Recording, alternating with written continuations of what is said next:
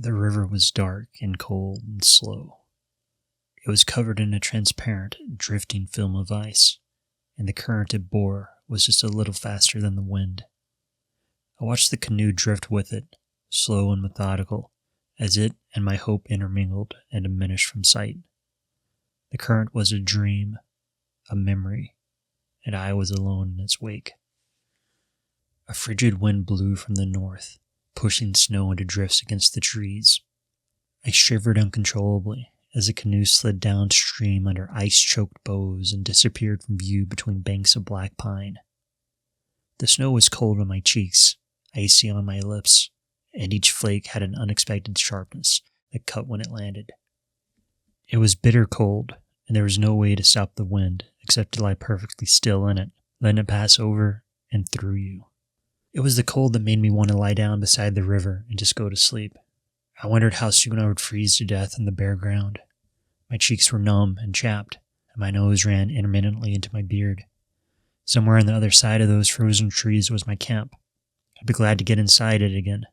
There were only a few hours of daylight left, and although I had plenty of firewood, I wasn't sure how much time I really had before the cold became unbearable. I laid motionless for more than an hour, staring up at the green lining of my tent while time passed by. My body was stiff, my teeth chattered, my hands were numb, then grew painful as they thawed against the small fire I kept near the entrance.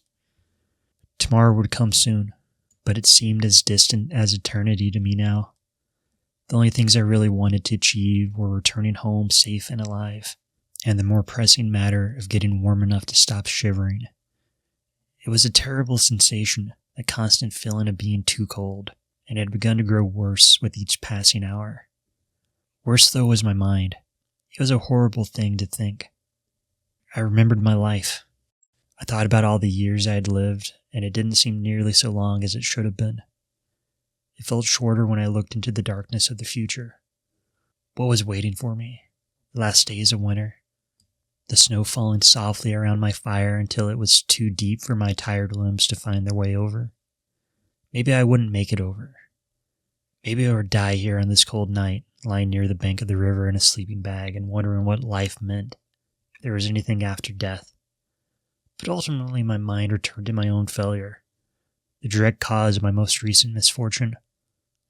The knot I had practiced countless times failed. I found little sleep in the tent, and what I did was tempered by unsettling dreams of hidden movement and unfulfilled promises. The smell of wet canvas and burning wood overcame me, and with each breath, a faint taste of ash and smoke was carried on the wind. I shifted in the tent, trying to find a place where I could breathe more freely. The snow continued to pour down, and the wind continued to whip the canvas, making a low, ominous sound that mixed with the constant call of the petrels overhead. Noises echoed across the snow-covered labyrinth of trees. I heard a low, rumbling growl of some great beast in the distance. Or maybe it was nothing at all, I hoped. The crunch of footfalls and the rustle of branches made me tense up. There was a soft rustle as something circled my tent. I could hear breathing, and there was another soft rustling, and then a scraping noise as if something was crawling, slithering on the ground. My heart began to beat rapidly. I laid motionless, listening to the fabrications of the wind, waiting for daybreak to come and ease my fears. I began to think that it was the bad dreams I'd had leaked out and emerged into reality. My mind conjured up images of hideous creatures and mythological beasts from a bygone era, but I knew these were false impressions made by my own imagination. The larger beasts had long since fled south for the need of sustenance. What remained were no more than wild dogs or cats and a myriad of small birds that made their homes in the trees. The morning sun rose, and the light of day trivialized the prior night's fears. I crawled out of my sleeping bag, stretched, shook my head, and sat down again, facing towards the east where the river lay. My shoulders ached, my hands stung, and my stomach cramped, but I moved with the urgency propelled by ultimate focus. I knew what I had to do, and I knew how to accomplish it. I took my backpack and began to fill it with supplies. Then, when it was full, I tied it to the pack frame and strapped it to my back so I could move quickly and quietly away from the river. The sky was cloudy, but the sun shone through here and there, illuminating the white and black trees and the gray snow that covered everything in a shimmer of light. I started off through the forest, heading in the direction of town. I had a compass and a map, a hatchet, matches, a pocket knife, a blanket, a canteen, and the rope I had retrieved from the riverbank. The rope, I found, had been gnawed through, leaving at best 2/3 of it usable. I had been so tired when I retrieved it that I hadn't even noticed, but now the sight of the gnawed rope left conflicting thoughts in my mind. It seemed its failure wasn't my fault, but then it made me wonder, what had caused the breakage? There were no birds in the canopy this morning, no squirrels either. The air was cold, but not yet uncomfortable. I walked carefully, moving through the forest with my eyes constantly scanning the ground for hazards, as I didn't want to hinder myself with another burden. I had a small amount of food, some trail mix, and a protein bar. I had an infinite supply of water, with the river never leaving far from my sight, as long as it didn't freeze up. The forest was dense with dead pine and spruce. It was a dark place filled with shadows. The area nearest the river was more open, but too held the danger of the river. One misstep, and the water would consume me within its darkness. I balanced my concern with necessity and ventured forth to the sound of my own boots breaking the hard crust of snow and the crunching of leaves while avoiding fallen trees and rocks. As the sun rose higher, I saw more clearly the contours of the land ahead of me, and I knew the course I must take to reach my destination. I walked slowly through the thinned underbrush, listening carefully for any other sounds, but the stillness in the forest disturbed me, almost like some great presence hovered over everything. It was an hour or so after I started hiking that I saw movement across the river. I froze. I heard a soft noise and I thought I had imagined it. A bird, or perhaps something larger. I listened intently, but a stillness reigned in the forest. I waited a moment more, and then prepared to continue on. Before I could move, the silence in the forest was broken by a loud screeching. I turned towards the sound and saw a pair of large eyes staring back at me from a patch of thick brush across the river. They stared, and I stared, trying to discern the nature of the beast as my heart beat wildly in my chest. At first I thought it was a lynx, but then it moved, and I realized it was much larger and misshapen.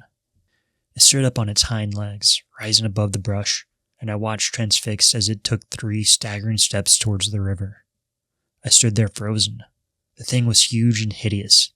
The body of the animal seemed to be all muscle and fur. It had huge, flat ears, which rose above the rest of the head. It was bald, except for a strip of hair around the base of the skull. Its long arms hung limply at its sides, and its legs were long and spindly with knobby knees. The thing had no neck, and the head seemed to droop down onto its shoulders. As it approached, its head appeared to be no more than a wide mouth covered in sharp teeth, with 2 large eyes set above. The eyes were enormous, with slit pupils that reflected the sunlight, and they darted back and forth in search of prey. Maybe it didn't see me, I thought. It rose on its hind legs and searched the sky for some sign of prey. I could see it clearly then.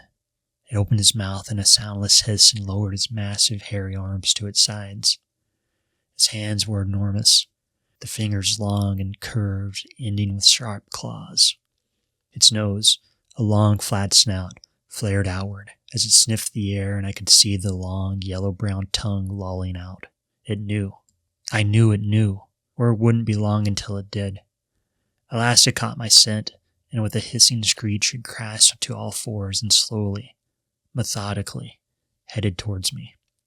It made no attempt at concealment, but walked slowly through the brush with its massive, powerful body held erect. Its head came up once more, and it screeched again. I couldn't move. I didn't know what to do. I thought it might be best to run, but was paralyzed with fear, and it thankfully on the other side of the embankment, which offered at least a contrived defense. Its eyes found mine, and we stared at each other. They were enormous and seemed to penetrate me. I couldn't look away. Its eyes blazed a deep, fiery red that burned with a lust for blood and death. But then they shifted downwards to the icy river, and a sliver of cognizance flashed into the mind of the creature. At last it stopped and sat down on its haunches. and I began to breathe again. It looked at me, and I waited, thinking still it may attack. But instead it turned and lumbered across the field into the brush, leaving me alone. I stood on the riverbank, trembling from the ordeal, until my tremor subsided somewhat.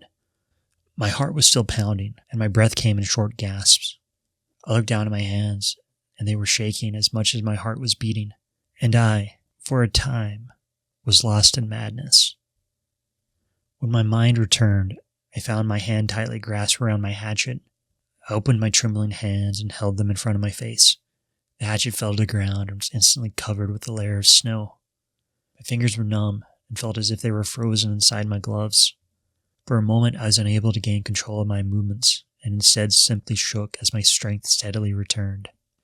A useless gesture against the beast, but still, I returned the hatchet to my pack before running as fast as I could parallel to the river's edge.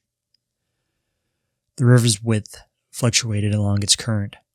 I knew somewhere it would find a place to cross, and I wanted to put as much distance between us in the meantime. I ran with the river until the encroaching darkness made it too perilous to continue. Then I found a small overhang of rocks, underneath which I constructed a minimal camp. I had eaten the remainder of my supplies and disposed of the packaging throughout the day. At that time, I thought it prudent to hide the remains of my meal from the beast. I knew it would return, and it was important not to let it find any evidence that might lead it to its prey, or at least hasten that discovery.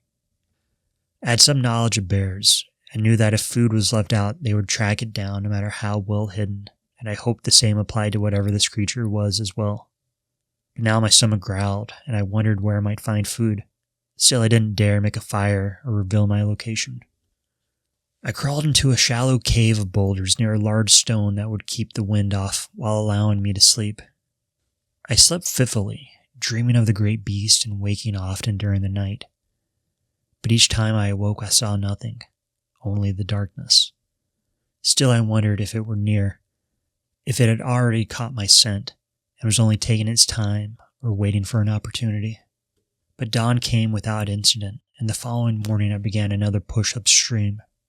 I felt safe here, as long as I was moving, and I had to assume the creature was doing the same. I needed food, and I couldn't wait to reach the town, even though I suspected it would be crawling with police. I kept going until mid-morning, when I found access down a slight embankment to the river, and I was able to collect water. I filled my canteen and took a drink from the river. I was so thirsty, the taste of the icy river went to my brain like a shot of morphine. I drank and thought of nothing as I drank. And yet, it was on my mind. I was sure of that. It was impossible to leave. I thought of the beast and my dreams, and I thought of my mother and father. I had promised them that I would come home by spring if I could, and now I would never do that. I would die here, a frozen corpse, or worse, a dead thing whose ravaged carcass someone would find and briefly wonder what kind of beast it was before continuing onward. The sun beat on my face, and I tried to block out these thoughts. The wind blew, and I felt it stir against my skin. I stood and peered into the forest, but saw nothing except trees and a few birds darting about. They were beautiful little snowbirds with wings the color of pale pinkish gold and tails tipped in brown. They fluttered through the snow, plunging into the powder, coming up with snow clinging to their tiny feathers and disappearing with a squawking cry. I watched, fascinated, as they flew through the air and alighted upon the bare branches of a nearby tree. A noise coming from the forest startled me, and I spun around quickly. I was still afraid, but I tried to keep myself focused, scanning my surroundings for danger.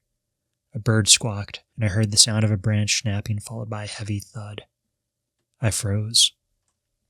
I waited, listening for the sound of a footfall, the rustle of branches, and the breathing of a predator. There was none. A few heartbeats passed and nothing moved. A quietness crept into the world of late, and I felt it more than saw it. It was a feeling of being watched, of something standing just on the fringes of my peripheral vision, but not close enough to see.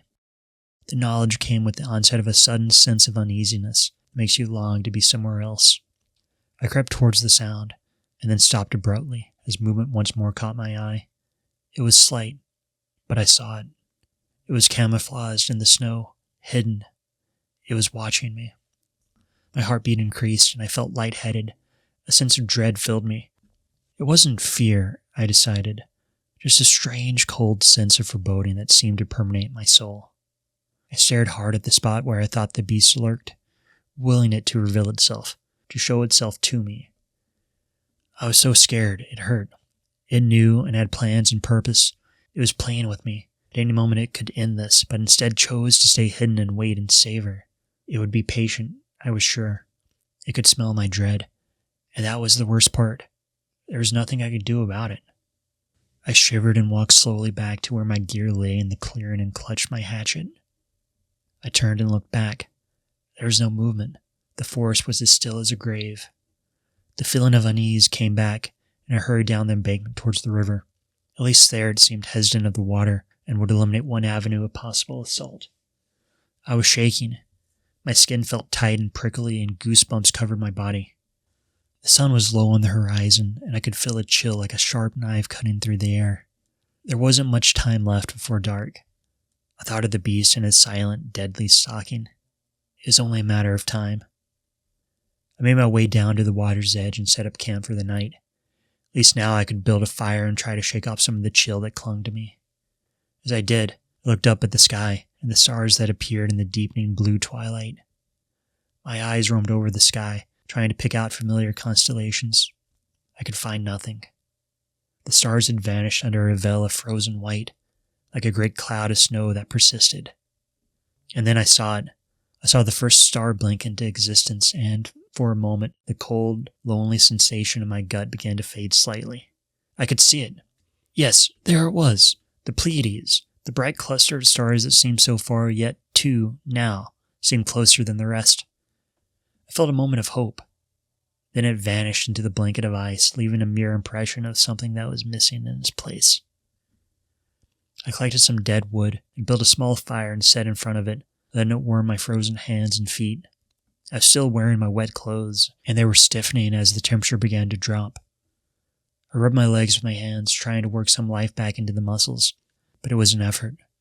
As I huddled near the fire, I kept my gaze constantly moving. The forest around me seemed unnaturally silent, while the river was alive with sounds. Every tree creaked and rustled. I looked at them with a new sense of wonder and fear. The wind moaned softly, as if calling for the dead. A few birds called out their plaintive cries, and even though they weren't exactly loud, the sound carried on the air, and I knew it was for me. A voice crying to me from a faraway place where the trees swayed, whispering secrets. It was the call that drove me crazy, the sound of a million voices all at once, like a chorus to some ancient pagan rite in which every human who has ever lived joins together to summon up the dead. I could picture the forest filled with shadows and faces, dark, malevolent figures of the human sort staring out of the forest at me. I could imagine how they might look, what manner of creatures they might be, but I couldn't get them in focus. Instead, they were just there. The fire snapped loudly, and I jumped with fright. I'd been so focused I hadn't heard it crackling. A restless infatuation overtook me, and I felt the need to move. I got to my feet and took a few steps away from the fire, then turned around. I felt dizzy, and my stomach churned. It was here now, my time to choose. At least I had an option, I thought. There are many that don't. I looked to the river as it called to me. My fingers were numb, and I could barely feel them, but I was hot. My body was on fire. Sweat pouring down my face. I ripped off my coat and threw it to the ground. My pants and shoes and socks followed. The snow felt good against my bare skin. My head swam. My thoughts were jumbled, and the world was turning. I staggered and almost fell over a fallen tree trunk. I reached out to steady myself and saw the canoe. It was still there. I had a chance.